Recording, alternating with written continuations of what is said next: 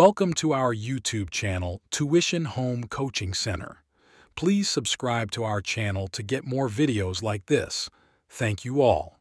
আসসালামু আলাইকুম প্রিয় শিক্ষার্থীরা, তোমরা সকলে কেমন আছো? আশা করছি সকলেই খুব ভালো আছো। আজ আমরা শিখব নবম শ্রেণীর ইতিহাস ও সামাজিক বিজ্ঞান বইয়ের পৃষ্ঠা 105 এর অনুশীলনী কাজের সমাধান।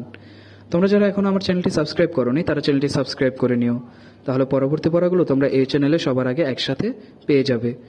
আর পূর্ববর্তী পৃষ্ঠাগুলোর সমাধান প্রয়োজন হলে চ্যানেলের প্লেলিস্টে সেই পড়াগুলো দেয়া আছে, তোমরা সেখান থেকে তা দেখে নিতে পারো। তাহলে চলো শুরু করা যাক আমাদের আজকের পড়াটি। আমাদের আজকের পড়া শুরুতে আছে দেখো অনুশীলনী। সকল শিক্ষার্থীকে 4টি দলে বিভক্ত করে দেওয়া হলো। এই 4টি দল বাংলা অঞ্চলের হাজার বছরের ইতিহাসে বিভিন্ন মানুষের আগমন ও বসতি স্থাপন বিষয়ে পৃথক পৃথক দেয়ালিকা প্রস্তুত করবে। দলের সকল শিক্ষার্থী দেয়ালিকা তৈরির কাজে অংশগ্রহণ করবে। প্রত্যেকে লেখা দিয়ে কিংবা ছবি এঁকে দেয়ালিকা তৈরি করতে সাহায্য করবে। লেখা এবং ছবির বিষয়বস্তু হিসেবে থাকবে ইংরেজ ও পাকিস্তানি শাসনের পূর্বে বাংলা অঞ্চলে রাজনীতি আর রাজনৈতিক সংস্কৃতি গড়ে ওঠার ইতিহাস। শিক্ষার্থীরা এই অধ্যায় থেকে তথ্য সংগ্রহ করে তাদের লেখা এবং ছবি প্রস্তুত করবে। তাহলে চলো শুরু করি আমাদের কাজ। সমাধানটি। সমাধান: বাংলা অঞ্চলের হাজার বছরের ইতিহাসে বিভিন্ন মানুষের আগমন ও বসতি স্থাপনের বিষয়ে পৃথক পৃথক দেয়ালিকা অর্থাৎ পোস্টার তৈরি করতে হবে।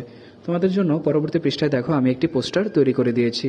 পোস্টার তোমরা তোমাদের মতো ডিজাইন করে নিবে, আর এর মধ্যে কি কি লেখা লাগবে সেই লেখাগুলো তোমরা এখান থেকে দেখে নিতে পারো।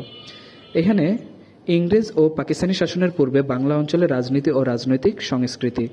বাংলা অঞ্চলে 2500 বছর আগে ছোট ছোট অনেক ঐতিহাসিক ও ভৌগোলিক পরিচয় গড়ে ওঠে। একক বা ঐক্যবদ্ধ রাজ্য ছিল না, ক্ষুদ্র ক্ষুদ্র নাম পরিচয় জনপদ গড়ে ওঠে। যেমন বগুড়া জেলার মহেশস্থানগড়ে গড়ে উঠেছিল পুন্ড্র জনপদ। বাংলা অঞ্চলে মৌর্য ও গুপ্তদের রাজনীতি। মৌর্যদের পর উত্তর ভারতে রাজ্য স্থাপন করেন গুপ্ত বংশের সম্রাটগণ। তাদের শাসনকার্য পরিচালনার জন্য বড় বড় যোদ্ধা ও সেনাপতি নিযুক্ত থাকতেন। উচ্চপদস্থ ব্যক্তিরা প্রায়শই বাইরে থেকে এসে বাংলায় বসতি স্থাপন করেন এবং নেতৃত্ব দেন। গুপ্ত পরবর্তীকালীন রাজনৈতিক অবস্থা। ষষ্ঠ শতকের শেষের দিকে গুপ্ত সাম্রাজ্যের পতন হয়। এরপর রাজা শশাঙ্কের হাত ধরে সপ্তম শতকে গৌড় রাজ্যের উৎপত্তি হয়। শশাঙ্কের মৃত্যুর পর বহুদিন বাংলায় শাসক ছিল না। তখন বহিঃশক্তির আক্রমণে অরাজকতা সৃষ্টি হয়। এই অরাজকতার অবসানে হয় অষ্টম শতকে গোপালের হাত ধরে।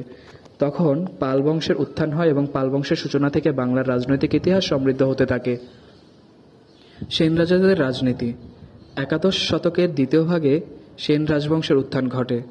বাংলা দক্ষিণ পূর্ব অংশ জয় করার পর বর্তমানে মুন্সিগঞ্জ জেলায় সেই সেন রাজবংশের রাজধানী প্রতিষ্ঠা করা হয়। মুসলিম শাসনের সূচনা ও রাজনীতি।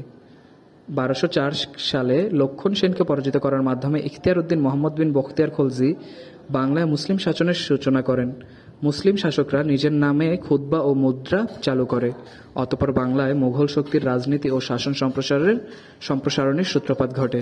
1610 সালে বাংলার ঢাকায় প্রতিষ্ঠিত হয়, অর্থাৎ বাংলার ঢাকা প্রতিষ্ঠিত হয় এবং এর নাম রাখা হয় জাহাঙ্গীরনগর। তাহলে শিক্ষার্থীরা আমরা দেখে নিলাম 105 পৃষ্ঠার অনুশীলনী কাজটির সমাধান। পড়াটি ভালো লেগে থাকলে চ্যানেলটি সাবস্ক্রাইব করে রাখতে পারো তোমরা, তাহলে পরবর্তী পড়াগুলো তোমরা পেয়ে যাবে আপলোড করার সাথে সাথে। খুব শীঘ্রই তোমাদের জন্য সেই পড়াগুলো আপলোড করে দিব। ধন্যবাদ সকলকে।